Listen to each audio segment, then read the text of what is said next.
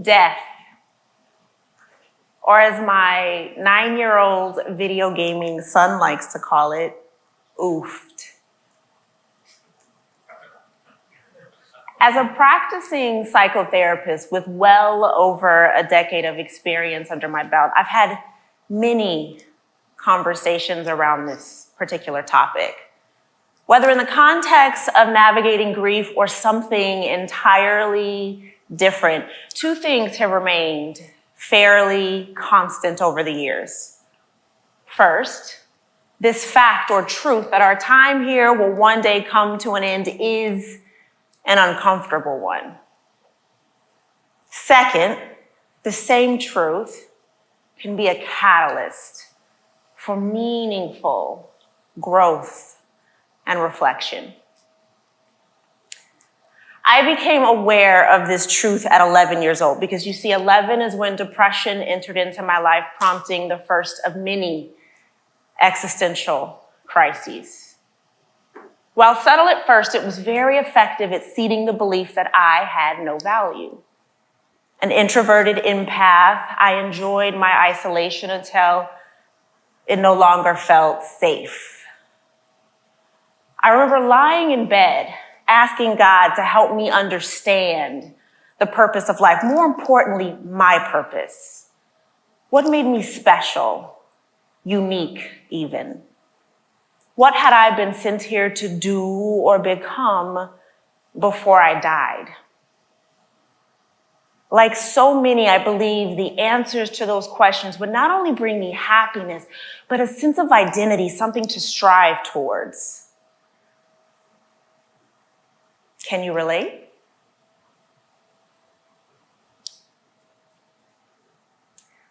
But nights turned into days, days turned into weeks, and still the answers that I thought would bring me freedom and liberation never seemed to come.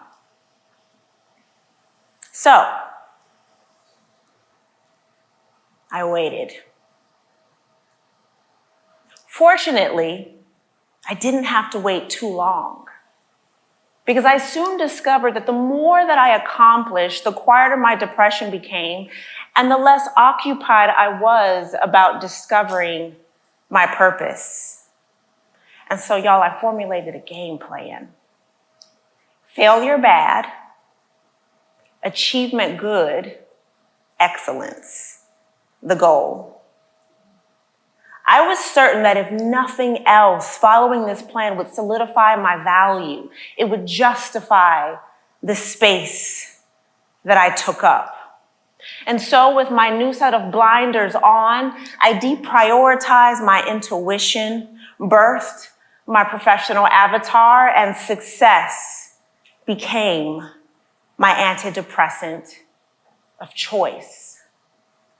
Now, this meant risks had to be low, certainty high, and control always within reach.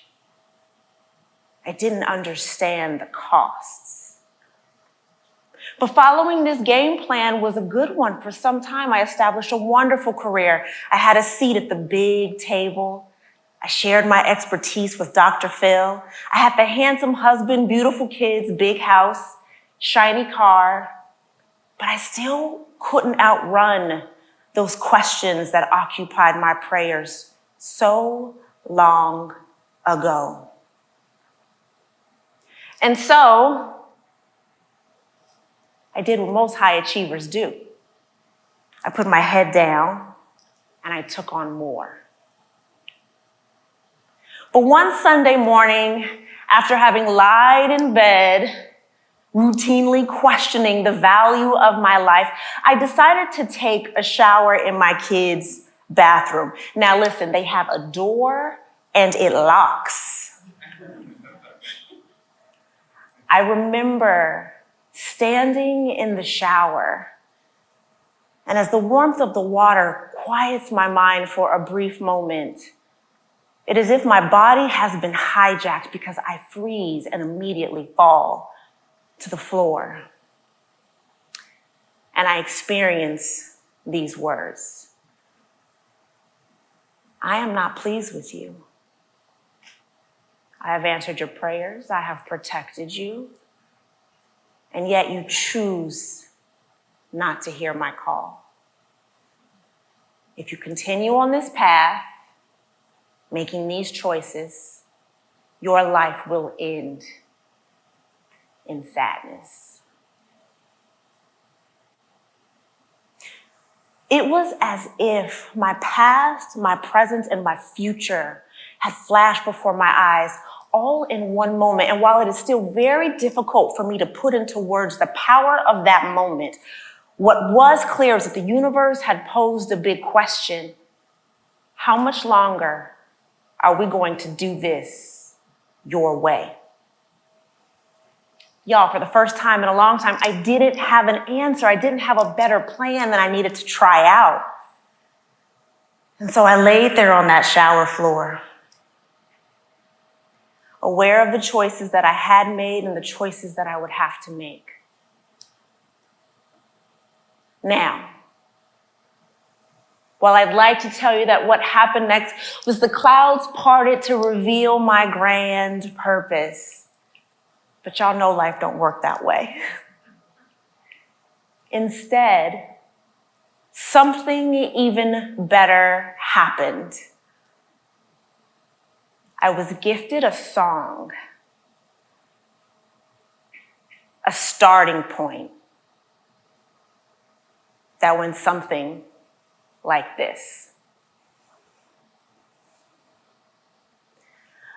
I'll just say yes, you lead the way.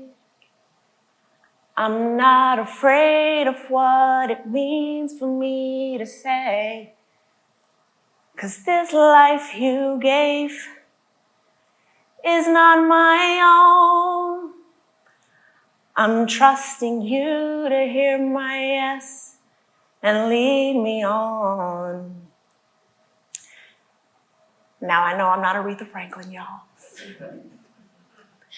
But I sang that song every chance that I got. I sang that song on my way to and from work every day for months until its essence became the mantra that would allow me to begin a journey of healing and self-discovery that would eventually lead me here to this stage to say to you that, my friend, if conquering your fears, if realizing your potential is your goal, then you must, before you die, practice, develop a posture of curiosity. Now, right now, you might be thinking, wait, what? That's the answer to the big cliffhanger? That's what you laid there on that shower floor and discovered? Be curious? And the answer is yes, because you see, despite our desire to realize a better version of ourselves, to take the big leaps and to ultimately discover our purpose, we aren't open to doing so curiously. We want answers, guarantees, game plans, and roadmaps. We too require the risk to be low, certainty high, and control always within reach. And this way of being can lead to a type of skepticism, a lack of trust that interferes with our ability to intuitively and confidently digest those often disruptive, very scary, but powerful nudges that are meant to move us towards our power, towards healing, towards self-acceptance, towards fulfillment and purpose. But in curiosity, in its simplest form, it's marked by an openness to investigate and learn more, to explore and discover.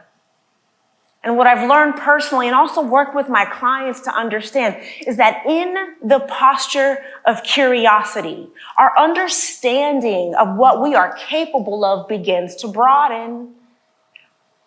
The pressure to have all of the answers is reduced.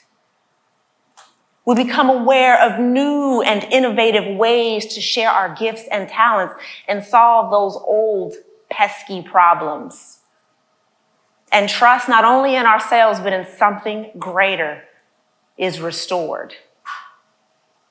Take a moment to imagine what you can discover or accomplish through curiosity. What type of legacy could you co-create? Better yet, how could you show up differently as a parent, a partner, a leader?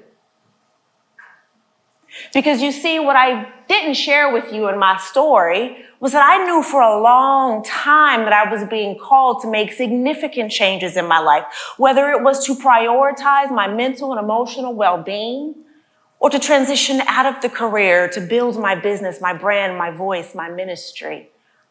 But I didn't trust the part of me that held that awareness. The risks were too high. I couldn't veer away from the plan. But after that anointed shower, as I call it now, I didn't have a game plan.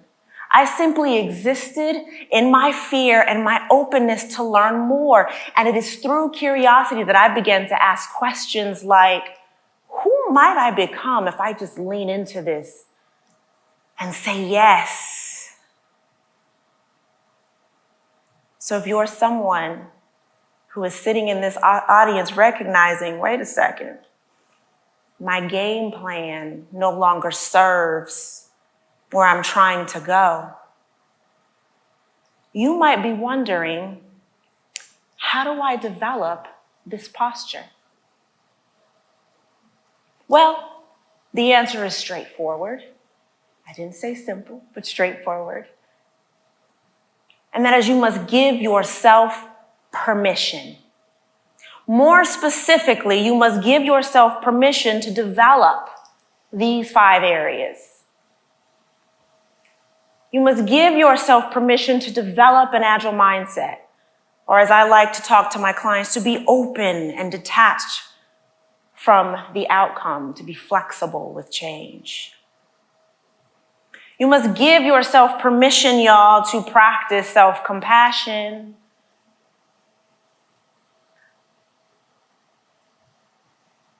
You must give yourself permission to recalibrate your intuition and your wisdom through spiritual attunement.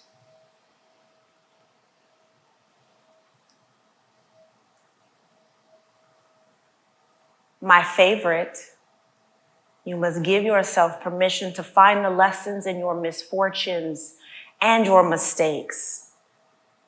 So often we pursue more, so upset with ourselves for what has happened to us.